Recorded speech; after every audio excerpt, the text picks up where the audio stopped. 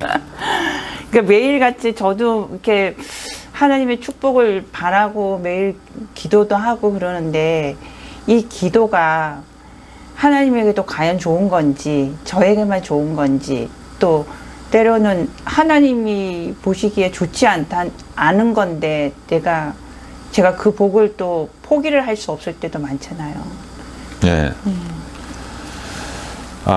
한국인들이 하도 복을 좋아해서 옛날부터 베개에도 복이라고 써놓고 대문에도 복이라고 써놓고 수저에도 복이라고 써놓고 우리 민족이 복이라는 것을 사모해서 일본인들이 복이라는 개념을 갖고 있었는지 알 수가 없고 중국인들이 복이라는 개념을 갖고 있었던 것 같지 않아요. 중국인들은 그 대신에 그 중국 식당 같은 데 가면 이렇게 관우의 상이라든가 무슨 뭐 거기에 뭐 한문을 써 붙였는데 일본 사람들도 복이라는 단어를 사용한다는 거 제가 못 들어봤어요. 한국인들이 예로부터 새해 복을 빌고 또 뭐 복이 복이 나간다 뭐 이런 말을 쓰고 복이 들어온다 이런 말 쓰고 그런 걸 보니까 성경을 번역할 때 복이란 말로 복음 또 복이 있다 이런 식으로 번역을 한 것은 한국인들에게 당장에 그 전달되는 의미가 있었을 거예요. 당장에 예수 믿으면 이렇게 복을 받는다고 하니 우리가 안 믿을 이유가 없다. 그 사람들이 한국 사람들이 복음을 받아들이는데 그 아주 큰 역할을 한 것이 이 복이라는 공통의 개념이 있어서 다리 역할을 한 것 같아요. 그러니까 이 복이라는 게 다리 역할을 해가지고 그동안에 기독교를 몰랐던 사람들도 기독교의 마음을 열고 예수 그리스도를 믿을 수 있는 마음을 열게 된 계기가 됐겠죠. 그런데 이제 저도 복에 대해서 무슨 뭐 준비된 답변이 있는 건 아니고 성경이 복에 대해서 하는 말씀들이 모두 다 복에 대한 정의예요. 그러니까 복이 뭔가를 알려고 하시면 성경을 읽고 성경에 이 복이라는 말이 언제 등장을 하고 그게 무엇을 뜻하는지를 읽으시면 그게 해답이에요. 구약 성경에도 복에 대한 정의가 나오고 신약 성경에도 복에 대한 말씀이 많이 나와요. 구약과 신약의 복에 대한 정의가 약간 좀 달라요. 신약에 와서는 그것이 좀 역설적인 의미가 많이 됐어요. 구약에서는 과연 그게 복인지 알 수 없었던 가난한 심령이 가난한 자는 복이 있나니 천국이 저희의 것임이라. 또 애통하는 자는 복이 있나니 또 마음이 온유한 자는 복이 있나니 또 의를 위해 고난을 당하는 자는 복이 있나니 이런 식으로 구약 시대에는 사람들이 복이라고 규정하지 않을 만한 역설적인 복에 대한 개념, 이것은 예수님만이 이제 하신 말씀이, 예수님을 떠나서는 아무도 이런 말을 할 수가 없어요. 예수님이 없이는 애통이 어떻게 복이야? 그렇죠? 예수님이 없는데 애통을 하면 그건 애통일 뿐이지. 예수님이 계시기 때문에 애통하는 자가 위로를 받을 수가 있는 것이고, 예수님이 없는데 가난하면 그건 그냥 가난한 것이지 어떻게 복이 되겠습니까? 예수님이 계시기 때문에 가난한 사람이 복음을 받아들이고 가난한 사람이 천국을 소유할 수가 있게 되는 것이고, 또 예수님이 없는데 무슨 예수님 때문에 핍박을 받고 욕을 먹는다. 무슨 복이? 그건 그냥 욕을 먹는 거고 괴로운 일이죠. 예수님이 계시기 때문에 이것이 이제 복이 될 수가 있는 것이고, 좀 더 우리가 평소에 복이라고 이해할 수 있는 그 개념은 이제 구약 성경을 가야죠. 구약 성경에 10계명에도 복에 대한 말씀이 나오죠. 나를 사랑하고 나를 섬기는 자는 내가 천대까지 복을 주겠다. 복이라는 개념이 나왔고, 또 아브라함에게 하나님이 복을 말씀하셨죠. 7가지 복을 말씀하셨어요. 내가 너를 창대케 하리라. 너는 복의 근원이 되리라. 세상의 모든 민족이 너를 인하여 복을 얻으리라. 너를 축복하는 자는 내가 복을 주고 너를 저주하는 자는 내가 저주하리라. 내가 너에게 복을 주리라. 모두 7개. 그리고 복의 근원이 되겠다라고 말씀을 하셨죠. 그리고 모세 율법 신명기에 가면 이제 좀 더 구체적으로 나가서도 복을 받고 들어와서도 복을 받고 성에서도 복을 받고 들에서도 복을 받고 너의 반죽 그릇이 복을 받고 뭐가 다 복을 받고. 그러니까 구약 성경에 이처럼 복에 대한 여러 가지 그 개념이 등장을 하고, 그리고 우리가 잘 아는 시편 1편에 복 있는 사람은 악인의 꾀를 쫓지 아니하고 죄인의 길에 서지 아니하고 오만한 자의 자리에 앉지 아니하고 주야로 여호와 말씀을 묵상하여 묵상하는 자로다. 그는 시냇가에 심은 나무가 시절을 쫓아 과실을 맺으며 잎사귀가 마르지 아니한과 같은 그 행사가 다 형통하리로다.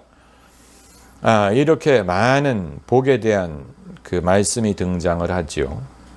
하나님은 복을 주시는 분, 복의 근원 강림하사 모든 선하고 온전한 선물이 위로부터 내려온다고 했어요.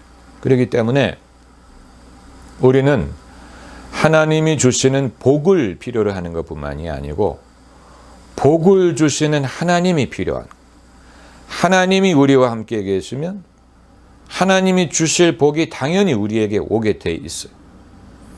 만약에 하나님은 모르고 하나님은 별로 가깝지 않고 하나님이 주실 복만을 사모하는 사람도 있을 수 있을 거예요. 그러니까 약간 복을 요행처럼 생각을 한다, 운처럼 생각을 한다든가 무슨 재수같이 생각을 해서 뭐 재수가 있다 없다, 운이 있다 없다.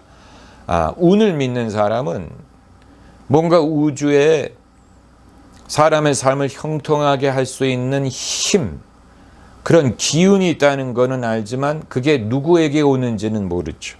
그러니까 하나님이 복을 주실 수 있다는 것을 어렴풋이 알지만 하나님을 알지 못하는 거예요. 하나님을 아버지라고 부르지 못하고 하나님과 화해하지 못하고 하나님의 백성이 되지 못하고 하나님을 섬기지 않고, 그러나 우리는 예수 그리스도를 통해서 하나님을 아버지라고 부르게 되고 하나님의 자녀가 됐고, 자녀면 후산이, 자녀는 아버지의 유산을 물려받잖아요. 마찬가지로 하나님의 자녀가 된 사람은 하나님으로부터 물려받을 수 있는 분깃이 있어요.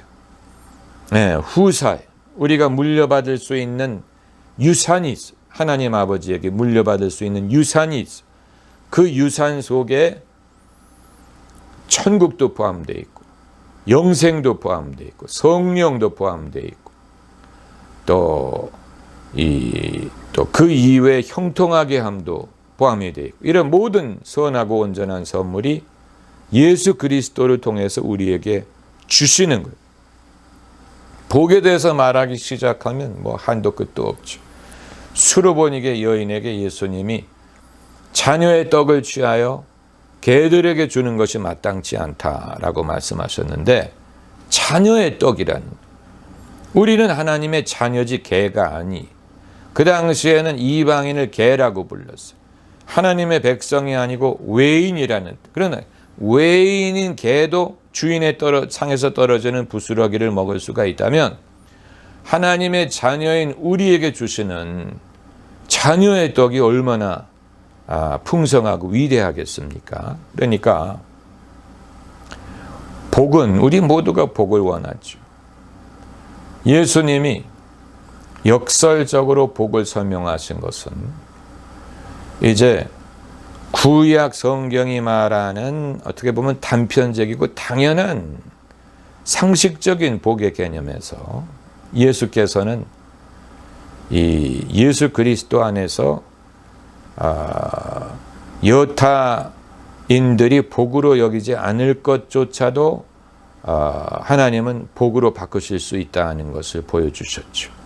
그것이 이제 자기를 낮추면 높아지고, 잃으면 얻고, 주면 받고, 예수님의 십자가처럼 내가 낮아지면 높이시고, 그것도 이제 복의 범위에 포함이 되는 거예요. 그러니까 큰 은혜 받을 편이 찬송가 가사처럼 나의 놀라운 꿈 정령남 있기는 장차 큰 은혜 받을 편이, 때로는 우리를 낮추시는 과정도 우리를 높이시기 위해서 그렇게 하시는 것일 수 있고, 우리가 받는 고난도 그리스도 예수 안에서 우리를 높이시기 위해 그렇게 하시는 것일 수 있기 때문에, 그렇기 때문에 너희가 여러 가지 시련을 당할 때 온전히 기쁘게 여기라. 기쁘게 여기라. 낙심하지 말라. 낙심하라 하고 하지 않고 기쁘게 여기라 하고 말씀하신 것은, 우리에게 허락하시는 시련이 시련으로 끝나는 게 아니라는 사실을 알기 때문에, 그 이후에 준비하시는 게 있을 것을 우리는 믿어요. 이건 예수 그리스도를 통해서 분명하게 나타난 것. 예수 그리스도의 십자가를 통해서, 예수님이 십자가에 달려 죽으심으로 다 끝난 줄 알았는데 끝난 게 아니었어요. 예수님이 부활하셨어요. 승리하셨어요. 마찬가지로 예수님 안에 있는 사람들도 주님이 우리에게 이런저런 시련을 허락하실 때 그걸 끝으로 여기고 낙심하면 안 돼. 이후에 예비하신 것이 있다는 것을 믿고, 인내한다는 말은 기다린다는 얘기죠. 믿음이 있기 때문에 기다릴 수가 있는 거예요. 믿음이 없으면 그 모든 걸 받아들일 수도 없고 이해할 수도 없고 인내하기도 어렵죠.